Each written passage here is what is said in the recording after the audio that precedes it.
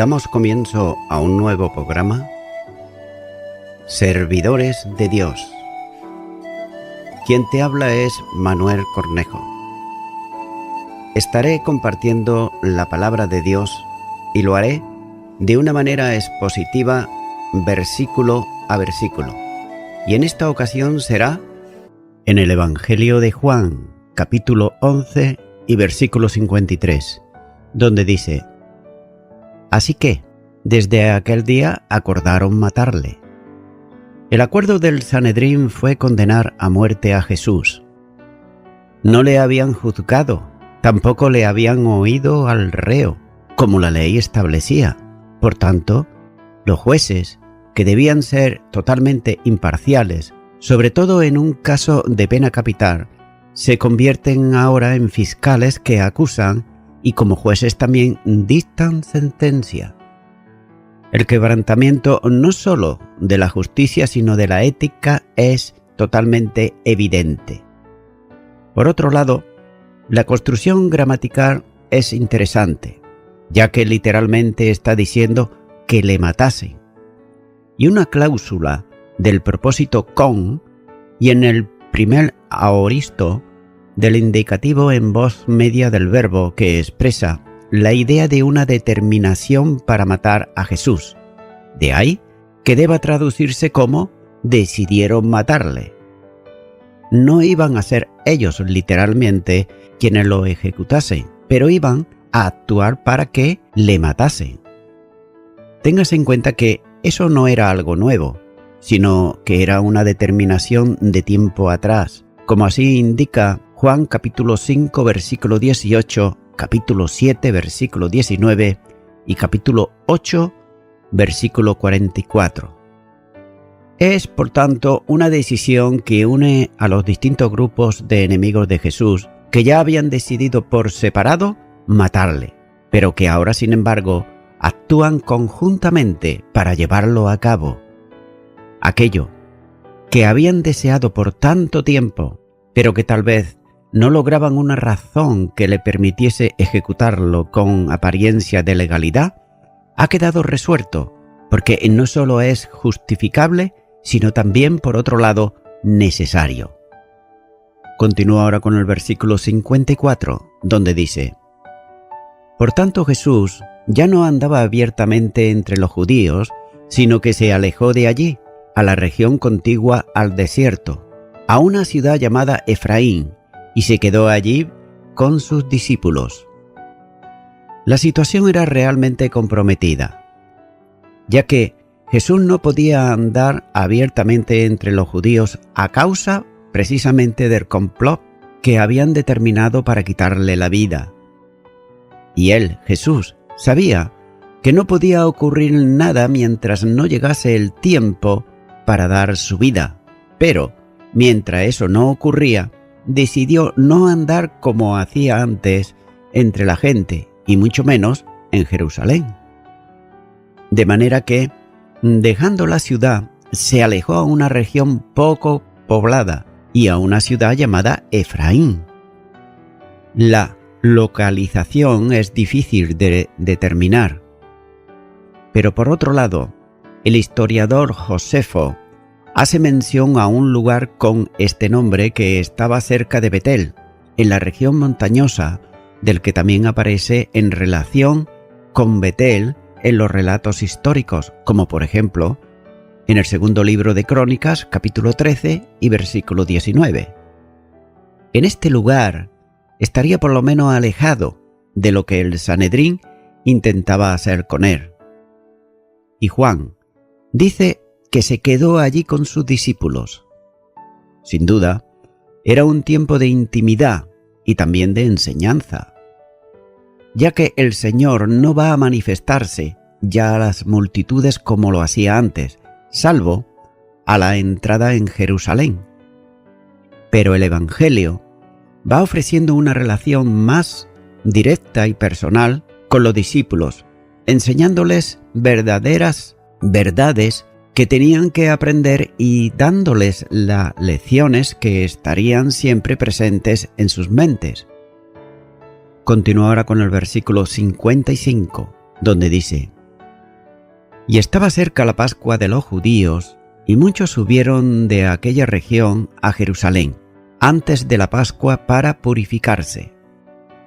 De nuevo Juan fija el tiempo para el relato que viene, señalándolo como los días cercanos a la fiesta de los judíos, que generalmente se refiere a la Pascua, aunque aquí el mismo escritor la identifica de este modo.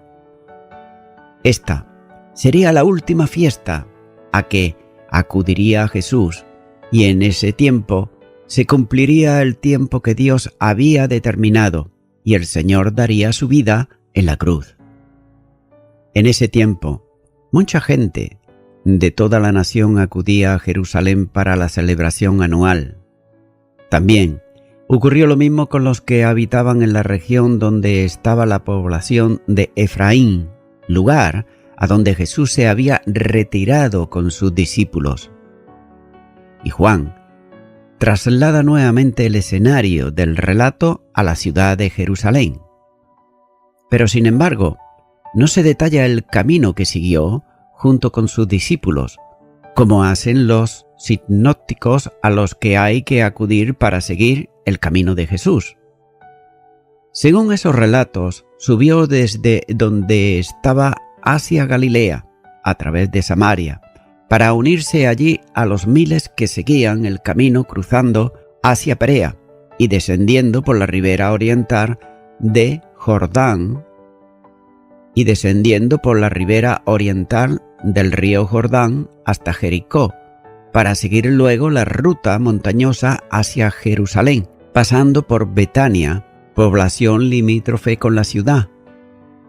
Como es habitual en él, Juan concreta los hechos centrándose en Jesús, por lo que su relato comprende los sucesos en Betania y luego también ya en Jerusalén. El propósito de los que iban a la ciudad con tanta anticipación era para purificarse a ellos mismos de cualquier tipo de contaminación legal para poder comer la Pascua, según establecía la ley, como dice en el libro de Éxodo, capítulo 19 y los versículos 10 al 15. Es por eso que los ritos de la purificación, dependiendo de la impureza que afectase a la persona, podían ser largos, incluso de 8 días, lo que unida a la cantidad de gente hacía necesario tomar tiempo suficiente para poder cumplir los rituales establecidos para ello. Continúa ahora con el versículo 56, donde dice: Y buscaban a Jesús, y estando ellos en el templo, se preguntaban unos a otros: ¿Qué os parece? ¿No vendrá a la fiesta? Nótese que la determinación de dar muerte a Cristo hace que los que procuraban culminar lo acordado lo buscasen en la fiesta, ya que sin duda lo hicieron entre la multitud que acudía al templo cada día. Y ellos sabían bien que el Maestro no dejaría de acudir a los atrios del templo para enseñar a la gente que se congregaba en torno a él. Por otro lado, el verbo buscar aparece en imperfecto de indicativo, lo que expresa la idea de una búsqueda continuada. De otro modo, los enemigos de Jesús no cesaban de buscarle entre los que venían al templo. Aquellos se preguntaban uno a otro si el Señor vendría o no vendría a la fiesta. Es posible que estuviesen convencidos de que no vendría en aquella ocasión, por temor a los que planeaban contra él y que, sin duda, había trascendido y extendido entre el pueblo. El problema de los enemigos de Jesús era que su ausencia no les permitiría prenderlo y sentenciarlo a muerte. Continúa ahora con el versículo 57, donde dice: Y los principales sacerdotes y los fariseos habían dado orden de que si alguno supiese dónde estaba, lo manifestase para que lo prendiesen. Jesús queda, en el lenguaje actual, en situación de búsqueda y captura. El Sanedrín había dado orden de buscarlo y que quienes conociesen dónde estaba, lo comunicase. Con ello, muchos estarían buscándole o, por lo menos, atentos a la gente por si el Señor estaba en medio, a fin de que no pasara desapercibido. Quienes sabiendo del paradero de Jesús no lo descubriesen y delatasen, se convertían en cómplices del fugitivo. Por tanto, la orden del Sanedrín exigía que la gente diese toda la información que supiese y colaborase con el arresto del Hijo de Dios. Las órdenes dadas contra Cristo eran bien concretas: denunciarle para prenderle. El Sanedrín había establecido un decreto de obligado cumplimiento, requiriendo a toda persona que comunicase el paradero de Jesús, si ellos lo conocían.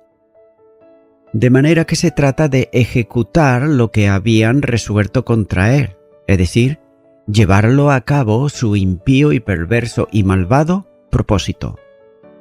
Pero el asunto tenía otra importancia, ya que estaban involucrando a la gente a unirse a esta tamaña perversión.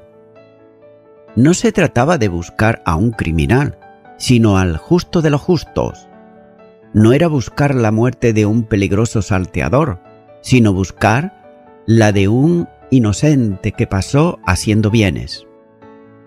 La maldad humana sorprende, pero mayor sorpresa produce el odio religioso que no duda en matar para evitar que su posición sea puesta en peligro. Para eso, no les tiembla la mano en dictar una orden que pone a quienes estaban bajo su influencia y poderío como cómplices de sus iniquidades. Continúa ahora dando comienzo al capítulo 12 y versículo 1, donde dice: 6 días antes de la Pascua vino Jesús a Betania, donde estaba Lázaro, el que había estado muerto y a quien había resucitado de los muertos. En este primer versículo, aunque perteneciente al otro capítulo, al anterior, sirve de enlace entre lo que antecede y lo que sigue. De ahí la construcción como entonces por tanto, es decir, como habían dado orden de que Jesús fuese denunciado si alguien sabía dónde estaba, para que lo prendiesen. Por tanto, esperó a venir a la ciudad 6 días antes de la Pascua, quedándose, como era habitual, en Betania. Según Juan, la Pascua comenzaba el viernes siguiente a la puesta del sol, lo que supone datar el 14 de Nisán, en viernes, aquel año, como así muestra Juan capítulo 13, versículo 1 y Juan capítulo 18, versículo 28.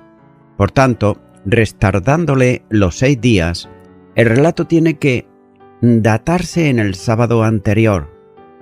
Con toda seguridad, Jesús llegó a Betania el viernes al caer el día, antes de que se iniciase el tiempo del sábado, ya que no era propio viajar en el día de reposo. En la lectura del capítulo se aprecia que el ministerio de Jesús es ya considerado como pasado, pero proyecta lo que queda a las enseñanzas a los discípulos y sobre todo se abre aquí la antesala de la cruz. Juan dice que en Betania estaba la residencia de la familia de Lázaro, aquel que había sido resucitado por Jesús. Esto no permite confusiones con el relato y quiénes son los que van a ser mencionados en la cena, un poco más adelante. Continúa ahora con el versículo 2, donde dice: y le hicieron allí una cena. Marta servía y Lázaro era uno de los que estaban sentados a la mesa con él. Nótese que el relato es muy conciso. En Betania le hicieron una cena a Jesús, es decir, la cena era en su honor. La palabra denota una comida principal o la cena, con la misma raíz del verbo comer o cenar, ya que, ordinariamente, en el Nuevo Testamento designa la comida ordinaria a la que podía invitársele a otras personas. El término se usa también para referirse a la última cena del Señor, como es por ejemplo en Lucas capítulo 22 versículo 30 y la primera carta a los Corintios capítulo 11 y versículo 25. Esta era, como se dice antes, la comida principal para los judíos, que durante la semana tenía lugar a última hora de la tarde, después del terminado del trabajo. Es pues una comida principal a la que está invitado Jesús, sus discípulos y la familia. Según los sinópticos, se hizo en casa de Simón, al que se califica de leproso, pudiendo ser uno de los sanados por Jesús.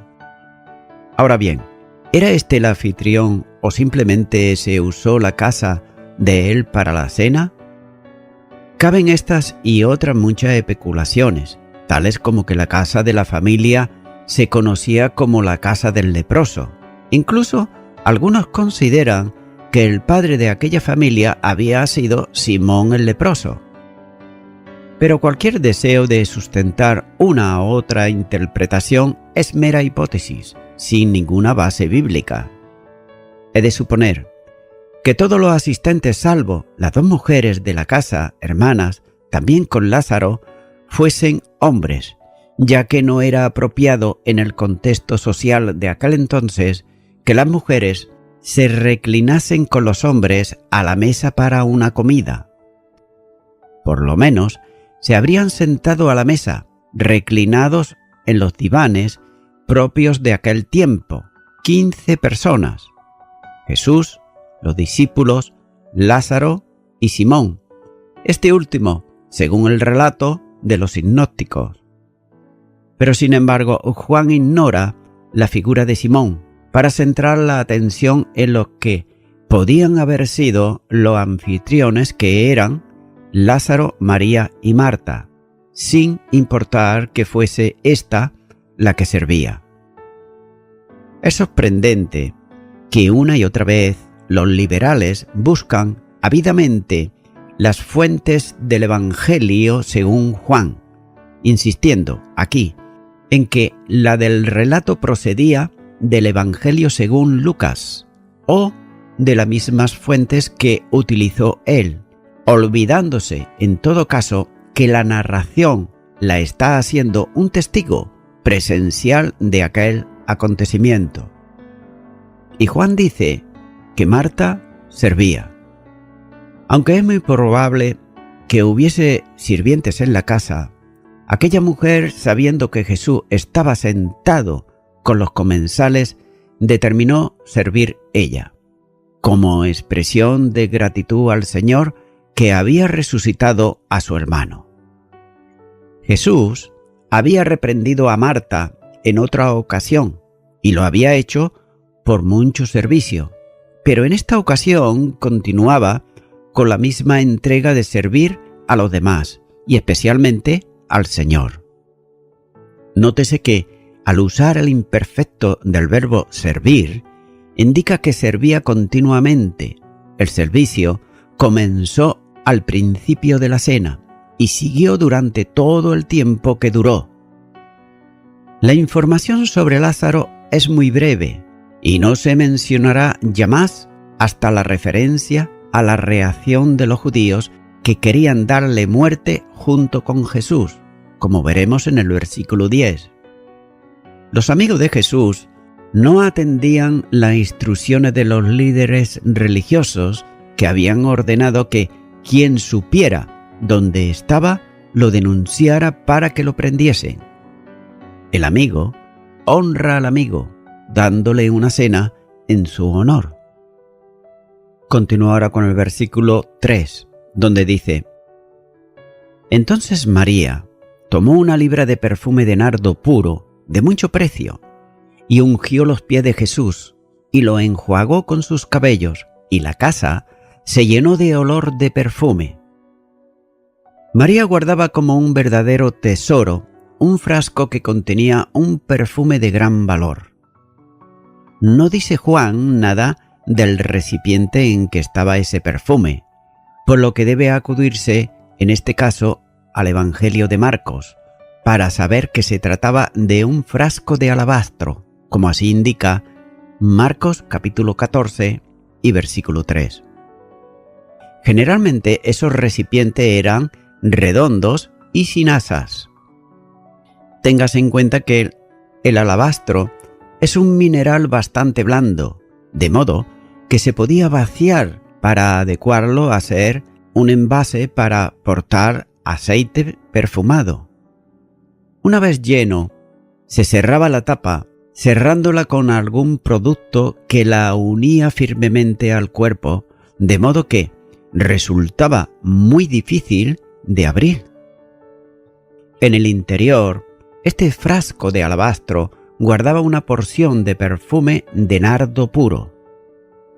En esto existe una dificultad, ya que el nombre va acompañado del adjetivo calificativo traducido aquí como puro o también genuino o auténtico. Sin embargo, algunos consideran que se trata de un derivado del verbo, de ahí la traducción líquido. Más bien, debiera vincularse con el adjetivo que expresa la idea de algo no adulterado. La dificultad se supera por algunos considerando el término como un calificativo de denominación local, lo que exigía traducirlo como nardo pístico, con lo que, solucionado el problema, se crea otro, establecer significado o sentido de pístico. Lo que debe entenderse aquí es que el frasco contenía ungüento, perfume de nardo puro. Juan añade que era un perfume de mucho precio, es decir, de un alto valor. Para usar el perfume tenía que romperse la parte superior del frasco o prácticamente un orificio por donde podía salir el perfume depositado en el interior. Muchas veces, este perfume de alto precio era parte del patrimonio de una persona, al mismo nivel que las perlas o las gemas. La cantidad del perfume era también considerado una libra, que en el caso de Juan, que suele usar medida romana, suponía unos 350 gramos de perfume de nardo puro. Este perfume era tan apreciado por los antiguos que en un escrito de Horacio prometía a Vigilio un tonel de buen vino a cambio de un pequeño frasco de perfume de nardo. Y nótese que Juan es muy concreto al decir que aquella mujer que vino a Jesús, que era María, la hermana de Marta y de Lázaro, que derramó el contenido sobre los pies de Jesús, enjuagándolos luego con sus cabellos. Pero aparentemente hay una contradicción con Marcos, que dice que el ungüento fue vertido sobre la cabeza de Jesús, como dice Marcos capítulo 14 y versículo 3. Por tanto, la escena es fácilmente imaginable. En un momento de la cena, posiblemente al final o hacia el final de la misma, María se aproxima al Señor, que está reclinado en el diván que rodeaba la mesa. Lo más probable es que estuviese en el centro. La mesa se situaba en forma de U, lo que quiere decir que supone que el Señor estaría en lo que podríamos llamar la cabecera de la mesa, y a ambos lados, partiendo de él, estaría el resto de los comensales. Entonces, María se aproxima a Jesús por la parte de atrás del diván, donde estaba sentado, y rompiendo el frasco de alabastro, vierte una gran parte del contenido sobre la cabeza del Señor, como está en los relatos de Mateo y de Marcos. Pero todavía queda, o tal vez, reservó una parte de ungüento que vertió sobre los pies de Cristo. Así que todos pudieron ver, sorprendidos, que además María enjuagaba con su cabello los pies de Jesús. Esta acción de aquella mujer, miembro de la familia, no era una sirviente de la casa. Tuvo que haber causado como mínimo, sino estupefacción, ya que lavar los pies de un invitado era un servicio de esclavos de menor rango entre los que servía. Pero nótese, pero además que una mujer soltara el cabello en público y lo usara para frotar con él los pies de un invitado era algo asombroso. Ninguna mujer judía soltaba el pelo delante de la gente, porque era considerado indecoroso. El pelo siempre se tenía recogido, de ahí la observación que Pablo hace sobre el desorden de algunas mujeres en el culto en Corintio. El pelo era la cobertura natural que las mujeres estimaban altamente. Nótese que los pies de Jesús estaban tan llenos de perfume que era propio distribuir el exceso usado, algo para ello, pero en ese caso es el pelo de María el que se coloca a los pies de Jesús para hacerlo. Aquella acción simboliza, sin ninguna duda, la entrega de María al Señor en un acto de suprema adoración. Así que se puede notar que María no reservaba nada de su valor personal para ella, sino que lo entregaba en una expresión de amor a aquel que había amado a la familia de tal modo que incluso había resucitado a su hermano Lázaro. La entrega de aquello que era de mayor valor para ella, unido a la ofrenda del ungüento, expresa claramente la dimensión generosa y también plena de un sacrificio de adoración.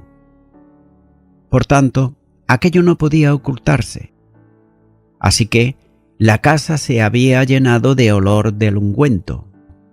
La adoración y la alabanza no quedan en el secreto del adorador, sino que se hace conocido por todos los que le rodean, ya que la gratitud y el reconocimiento ha de ser expresado con la entrega personal que es la forma natural de adoración delante de Dios, como nos dice Romanos capítulo 12 y versículo 1. Así que lo mismo que para María, lo que mueve a la entrega en sacrificio de adoración son las misericordias de Dios, las continuas y múltiples expresiones de la compasión divina y la aceptación de quienes, siendo miserables por condición, son recibidos al amparo divino. Las misericordias son el conjunto de actos divinos que desembocan en la salvación.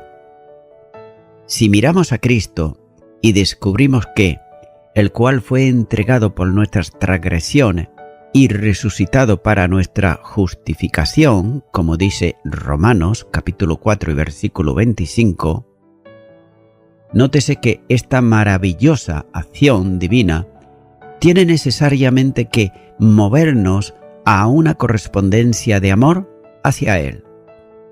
Nada más grande que la propia persona, derramada a los pies de Jesús, en entrega absoluta e incondicional para su gloria.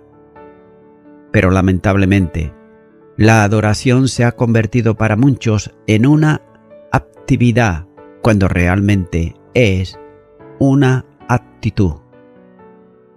María no tuvo en cuenta lo que socialmente en aquella época podía ser una acción indecorosa.